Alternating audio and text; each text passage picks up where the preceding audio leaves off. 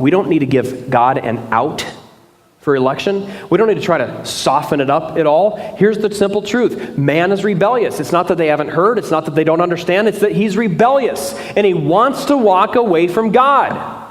And we ought to be shaking God's hand for choosing to reverse the rebellion of some. Are you with me on that? These are questions that come up, but there's really simple answers to some of these. Thirdly, how does anybody have a chance if God elects people to salvation? That's a natural question. This is something that people think about. So you're telling me salvation is by election. How does anybody even have a chance then if God's electing to salvation? And again, you're coming at that question from the mindset that man is this poor little helpless and capable puppy that's got the raw end of the deal. And so why doesn't God give him more of a chance? And that's just not the case. So someone might ask the question, unless God elects them and gives them faith, they won't trust Christ. So how did they have a chance? Well, the fact is they had a chance because all of us are born with a will and we willfully choose against God. That's the simple fact. And God in his mercy decides to grant faith to some, to open the eyes of some so that we can see him clearly and so that we can call on the name of the Lord. Whenever unconditional electionists are backed into a corner with objections to their view, objections like, if it is God who imparts irresistible grace and faith, then do the non-elect really have a chance to be saved? When faced with such objections, their go-to move, as you may have noticed from the audio clip, or their out, if you will, is to reiterate and really stress that man in his natural state is a depraved sinner. That man in his natural state is not desirous of a relationship with God. That man in his natural state does not seek after God. It's as if they alone believe that man in his natural state without the grace of God is like this. But let me say in no uncertain terms that the bone of contention is not whether man in his natural state is a depraved sinner or one who does not seek after God. That much is agreed.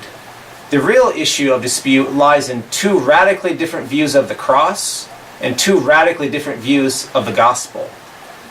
If God saves via irresistible grace or irresistibly implanting faith upon those whom he has unconditionally chosen for salvation, then the intent of the cross of Jesus Christ is limited to only the elect.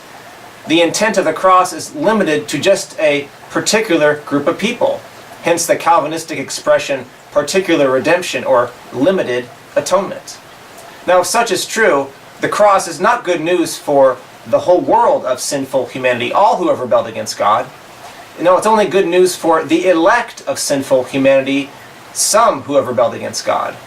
Because if it's always been God's intention to save only those whom he implants with irresistible grace, then the cross is irrelevant to those who haven't been given this grace. Could it be any clearer? I mean, why would God send his Son to die for those whom he has no intention of imparting with irresistible grace? Furthermore, if it's really irresistible grace that awakens some and opens their heart to the gospel, then the gospel itself is stripped of its power to convict and awaken the hearts of all sinners. The gospel in this case is subservient to irresistible grace and really has no power without first the effect of irresistible grace upon a selected few. The gospel is no longer the power of God unto salvation for everyone believing, a present participle in Greek. No, the real power is in irresistible grace, because without it, you're doomed. Now sadly, unconditional electionists, if they are consistent, they place huge limitations on the intent of the cross, and they render the gospel powerless to save, because the real spark is in irresistible grace. Thank you for watching.